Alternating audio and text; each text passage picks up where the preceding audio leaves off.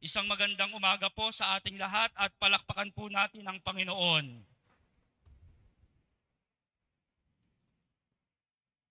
Tayo po ngayon ay nasa ika-20 linggo sa karaniwang panahon.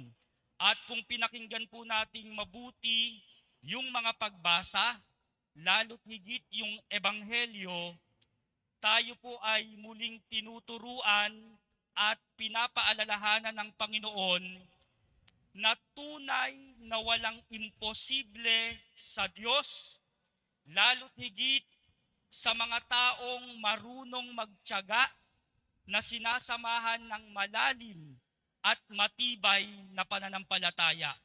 Uulitin ko po, wala pong imposible sa Diyos, lalo't higit para sa mga taong marunong magtiyaga na sinasamahan ng malalim at matibay na pananampalataya. Sabi nga, kapag may tiyaga, may nilaga. Kaya tandaan natin mga minamahal kong kapatid, maawain po sa atin ang Diyos. Alam niyo po kung bakit? Kasi mahal tayo ng Diyos. Kaya mga minamahal kong kapatid kay Kristo, matuto po sana tayong maghintay. Huwag po tayong magmadali. Alam po ninyo, sa pagmamadali, pwede tayong mapahamak. Tulad po ng babae sa Ebanghelyo. Una, huwag po tayong mapapagod o susuko sa pagdarasal. Nakakatampo minsan ng Diyos, pero please, mga minamahal kong kapatid, huwag tayong magtampo sa Diyos.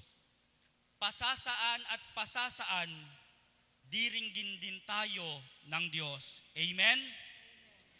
At lagi po nating tatandaan mga minamahal kong kapatid kay Kristo, kapag ang Diyos ay sumagot, laging nasa tamang pagkakataon.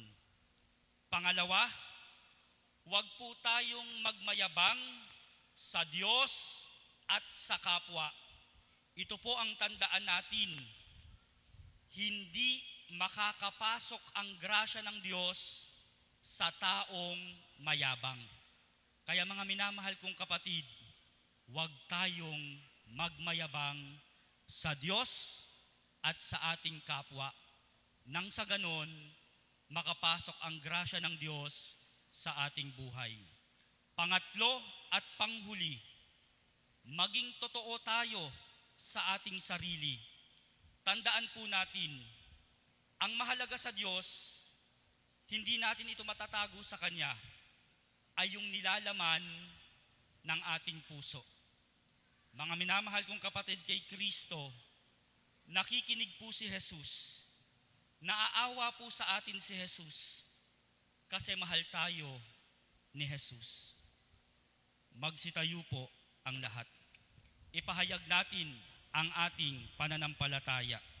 Sumasampalataya ako sa Diyos